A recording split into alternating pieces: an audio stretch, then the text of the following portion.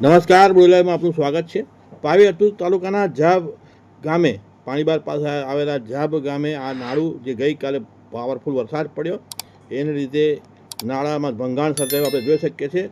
અગાઉના પહેલાં જે દ્રશ્ય જોયા તે ગઈકાલે જ્યારે સમી સાંજે 6 વાગ્યા પછી ભારે વરસાદ થયો તે વખતે આવેલી રેલના દ્રશ્ય હતા અને કોતરમાં ભારે પાણી આવવાને કારણે જર્જરિત થઈ ગયેલું આ નાળું એની ઉપરથી પસાર પણ થઈ શકાતું જઈ શકાતું નથી.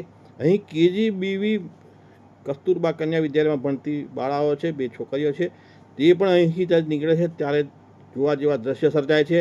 લોકો મુસીબતમાં અને આફતમાં મુકાય છે, પરંતુ એમની પાસે બીજો કોઈ વિકલ્પ ન હોવાને કારણે પરેશાનીમાં મુકાઈ રહ્યા છે. આપણે જોઈ શકીએ છીએ આદિવાસી વિસ્તાર છે, 15 ગામોને આ નાળાને લીધે તૂટી જવાને કારણે નુકસાન ભોગવવાનો વાર આવે છે. એમનો વાહન વ્યવહાર બંધ થઈ ગયો છે. 15 ગામો અને અસર પહોંચી છે. આપણે જોઈ શકીએ છીએ અહીં જે પ્રકારની પરિસ્થિતિ સિનારીઓ સર્જાયો છે એ જાબ ગામના પટેલ ફળિયા અને બામણ ફળિયા વચ્ચે આ નાળું છે એ તૂટીને જર્જરિત થઈ ગયું છે. ગઈકાલે અહીં ભારે પાણીનો પ્રવાહ વહેતો હતો. આજે અત્યારે આપણે જોઈ શકીએ છીએ કે અહીં શૂન્યાવકાશવાળી સ્થિતિ સર્જાય છે.